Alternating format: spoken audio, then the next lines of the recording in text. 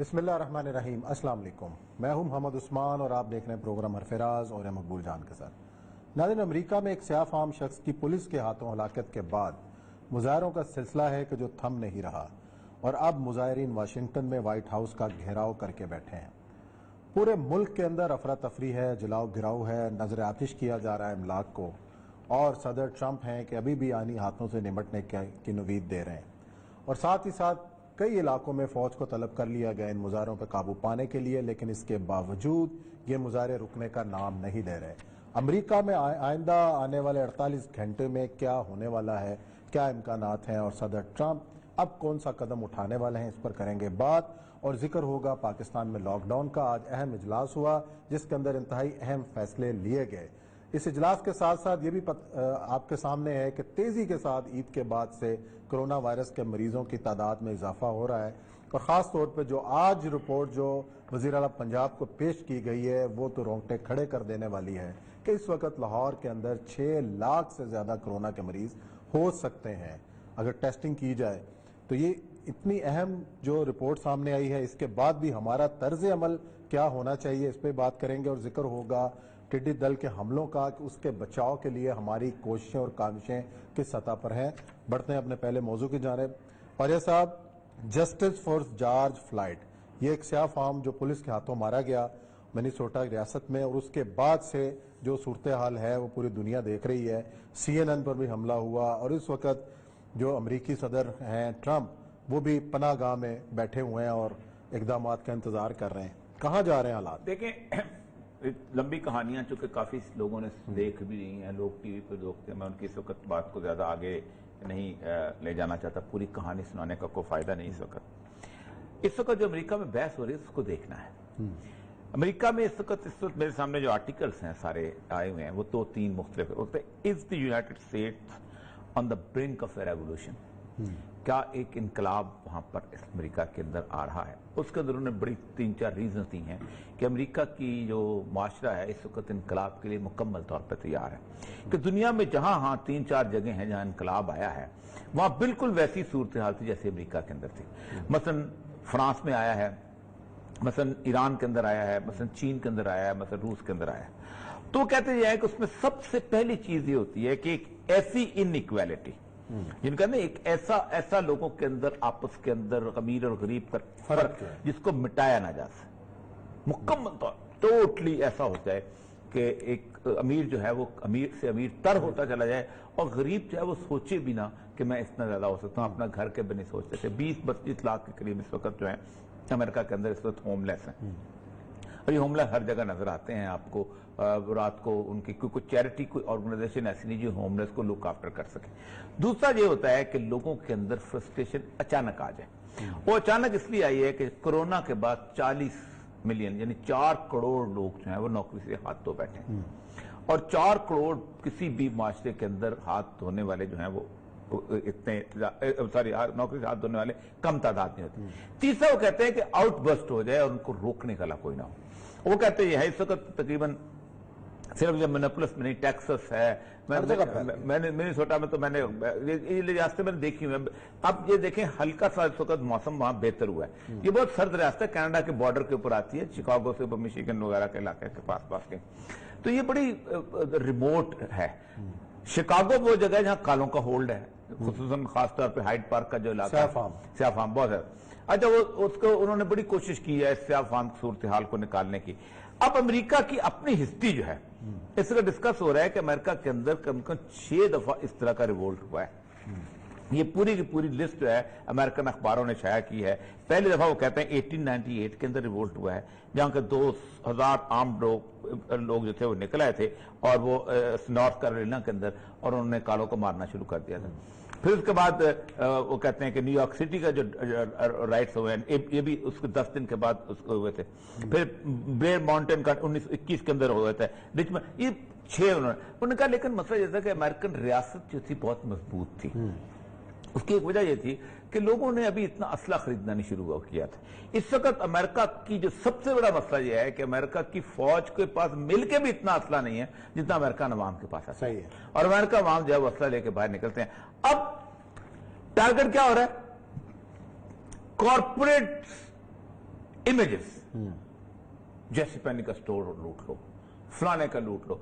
और सबसे तकलीफ से बात पता है क्या है, मर्सिडीज का जो गाड़ी अभी जलाई गई है वो, हाँ, वो के सिंबल बन गया ना कि ये लोग हैं कि जिन्होंने हमें लूटा है। देखिए ना, आप गुज़श्ता 40 साल से एक मजदूर की तनख्वाह $3 से $3.5 घंटे का नहीं कर रहे, जबकि एक जो ऑफिशियल होता है, चीफ एग्जीक्यूटिव ऑफ एक फर्म होता है, वो एकदम $1 लाख से एकदम $1.5 लाख पे अगले दिन चला जाता है, उसके अगले साल $4 लाख पे चला जाता है। वो एक वाइट आ गया है बहुत बड़ा, उस वाइट को कैसे फिलअप किया जाए, इसके लिए ट्रंप ने अभी कल परसों कहा था कि आर्टिकल 2 है उनका।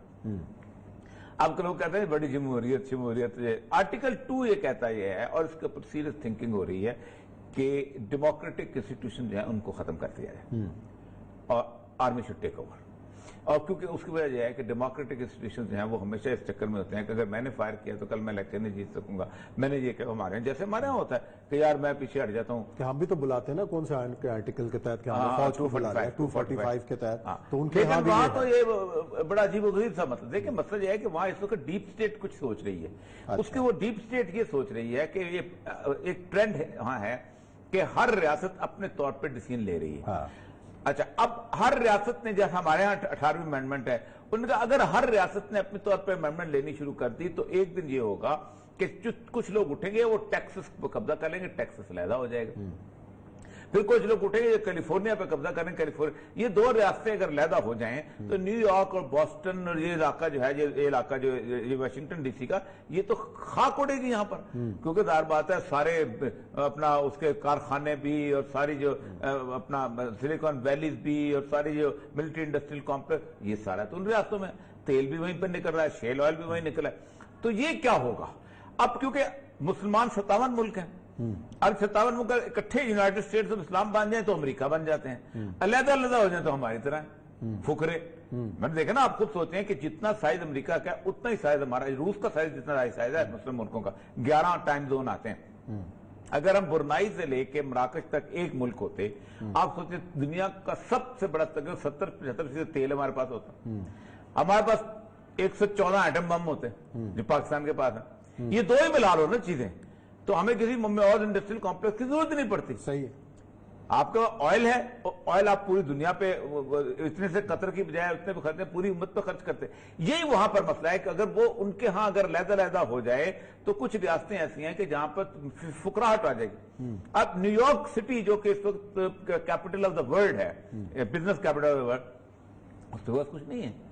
वो सिर्फ वहां बैठ के सिर्फ ऑफिस हैं, और उन ऑफिस के अंदर बैठ के वो इधर का माल उधर करते हैं। जैसे हमारे जूरिया बाजार और अपना वो कौन सा और है जहाँ वो सेठ बैठे होते हैं, जोड़िया बाजार है ना, वो इतनी सी दुकान पे बैठे होते हैं और 1 करोड़ का अरबों का बिजनेस कर रहे हैं। एग्जैक्टली वही चीज। और अगर वो जूरिया बाजार कराची जो है अलहदा हो जाए पाकिस्तान से तो कुछ भी नहीं है, आप क्या करेंगे, आप तो यहाँ माल तो नहीं, न दालें इधर जाएंगी। अच्छा, ये फौजी इंटरवीन की इससे पहले कोई एग्जांपल है अमेरिका के अंदर कि इससे पहले भी फौज ने आके? 1863 देखिए 1863 में हुआ था कि अब्राहम लिंकन जो जहां से हीरो बन के उठा है, ये इसको कहते हैं 1863 की सिविल वॉर। ये तकरीबन ये चली थी 12 अप्रैल 1861 से लेके मई 9 1865 तक। एक तरफ इब्राहिम लिंकन, नॉर्थ और साउथ की फाइट थी। जो साउथ के लोग थे वो कहते थे कि हम इसमें मिसिसिपी आता था, ये होता ही था कि ये कालों को अगवा करके लेके जाते थे और काले वहां जाके तो काम करते थे। सही। आप कभी मेम्फिस चले जाए ना, तो मेम्फिस वो जगह है कि जहां पर 2 लोगों की बेसिकली बड़ी इंपॉर्टेंट, एक एल्विस प्रेस्ले वहां पर है और दूसरा वहां पर मार्टिन लूथर किंग जो है जिस जगह मारा गया था उसका बेसिकली वो यादगार, वो बड़ा मजेदार जगह है। वो उसकी एक बेल स्ट्रीट है, उस बेल स्ट्रीट के ऊपर काले जो है रात को निकलते हैं और अपना वो गाने वाने बजाते हैं। बुनियादी तौर पर वहीं पर वो सारे के सारे उनके नावल निकले हैं। मतलब मुझे अच्छी तरह याद है कि एक ब्लैक बॉय का नावल बड़ा पुराना शुरू में आया था कि एक ब्लैक बॉय जो है वो लिफ्ट चलाता होता है। अच्छा। तो उसका जो दोस्त है वो आता मिलने के लिए, तो वो कहता है कि मुझे दिखाओ तुम करते क्या काम हो, बाहर से गुलाम होता है। तो जो गोरा जो लिफ्ट में आने लगता है तो उससे कहता है कि मैं तुम्हें एक पेनी दूंगा अगर मैं तुम्हारी हिप पर एक किक लगाऊं। तो कहता है बिल्कुल तुम लगाओ। तो उसको कहता उल्टा होता है, वो किक लगाता है, वो उसको पेनी दिख के आता है, उठा लेता है। तो उसके दोस्त को बड़ी जिल्लत महसूस होती है, तो तुमने इसको क्यों किया? तो उसने कहा माई hip is very strong but pennies are scanty. کہ میری ہپ جو ہے, میری پشت بڑی مضبوط ہے لیکن پینی بڑی تھوڑی ہیں, یہ بڑی مشکل سے ملتی ہے. تو وہ اس طرح کے دردناک کہانیاں ہیں. وہاں پر آپ میوزیم میں چلے جائیں, ایک بس انہوں نے رکھی ہوئی ہے کہ جس میں ایک کالا جو تھا وہ اچانک سامنے والی دروازے سے اندر داخل ہو گیا تو اس کو گولی مار دی تھی کہ تم گورے کے علاقے میں داخل کیسے ہو گئے. پھر وہ بڑی بڑی بیلز رکھی ہوئی ہیں جہاں پوری رات کو سارا دن لگ کے وہ کپاس ڈالتے تھے. پھر وہ جو مشہور اس کا ہے روٹس, اس کا ناول ہے ایلیکس ہیلے کا آٹوبایوگرافیکل ناول, کیسے وہ وہاں نکلا اور جا کے اس نے اپنے روٹس کو ڈھونڈا. اوباما کا اپنی کہانی. یہ جو علاقہ تھا یہ اخلاق کھڑا ہو گیا تھا کہ ہم نے غلاموں کو نہیں چھوڑے, غلاموں کو نہیں چھوڑنا. لیکن جو ملٹری اس کی بات ہو رہی ہے, اس میں ملٹری آگئی تھی, اس میں ملٹری تو اس میں تقسیم ہو گئی تھی. ایک ملٹری, آدھی ملٹری ہو گئی تھی ابراہم لنکن کے ساتھ, پریزیڈنٹ کے ساتھ. انہوں نے اپنے پرائیویٹ آرمی تجویز دی تھی. اچھا. وہ باقاعدہ لڑائی ہوئی تھی, سول وار جو ہے تقریباً 3 سال چلی ہے. اور ایک جارج ایلے تھا ان کا جو سربراہ, اس کے نام پہ وہ قبرستان بنا ہے. وہ جو تھا وہ اور یہ سارے مقابلے پہ کھڑے ہوئے تھے, پھر آخر میں جیتے تھے جنگ, اور اس کے بعد ہیومن رائٹ. اچھا, گورے اب یہ کہتے ہیں کہ 1863 سے بعد سے یہ جب سے انہوں نے ہیومن رائٹس کا لبادہ اڑا ہے کالوں نے, یہ ہمیں کرتے ہیں 12% ہیں, یہ ہمیں کرتے ہیں بلیک میل. اور ہم ان کی, جیسے ہم کہتے ہیں نا کہ خواتین جو ہیں وہ ان کو اٹھایا ہوا ہے اور مردوں کے خلاف ہمارا خان, ویسے وہ کہتے ہیں 75% گورا ہے. اس دفعہ کہتے ہیں دوبارہ ٹرمپ نے ان گوروں کو جتایا ہے. اب اس وقت کالے کی فائٹ ہے. کالے کو اندازہ ہے کہ کالا جو ہے اس وقت وہ جو ہے وہ مار کھا جائے گا, کیونکہ ہم باتیں تو. اچھا, آپ نے بھی ذکر کیا ڈیپ سٹیٹ. اب پچھلے دنوں ہم یہ متواتر پڑھتے رہے, افغان پالیسی ہو یا کوئی اور معاملہ ہو, بھارت کے حوالے سے کوئی تعلقات ہوں, ڈیپ سٹیٹ اور ٹرمپ کے درمیان جو ہے اختلاف کئی بار سامنے آیا ہے. یہ اس کرائسس کے اندر ڈیپ سٹیٹ فائدہ تو نہیں اٹھا رہے؟ ڈیپ سٹیٹ آ جائے گی. دیکھیں میں سب سے بڑے مسئلہ سارا جی آئے ذرا سا ہم آخر الزمان کے حساب سے بات کریں, جو ہماری اسپیشلٹی جو اللہ تعالیٰ تبارک تعالیٰ نے کہا ہے اسی کی روشنی میں سوچو. بنیادی طور پر نبی صلی اللہ علیہ وسلم نے دجال کے بارے میں کہا ہے کہ دجال کا اس دنیا پر جو 40 دن کی حکمرانی ہوگی, جس میں ایک دن ایسا ہوگا کہ جو 1 سال کے برابر ہوگا, دوسرا دن جو ہے وہ مہینے کے برابر ہوگا, تیسرا ہفتے کا, باقی ایک دن. آپ اندازہ کریں کہ وہ دجال کی حکمرانی میں 1 سال کا جو ایک دن اگر آپ دیکھ لینا تو وہ اس کی تھی بیسیکلی برٹش گورنمنٹ جو تھی. اچھا, وہ پورے کا پورا دجالی نظام بلٹ اپ ہوا, یہ سارے کا سارا ہمارا کارپوریٹ کلچر آیا, ڈیموکریسی آئی, ایتھیزم آیا, سارا سسٹم وہی ہے نا, ہر چیز تو یہی ہے. ٹھیک, یونیپولر ورلڈ آ گئی.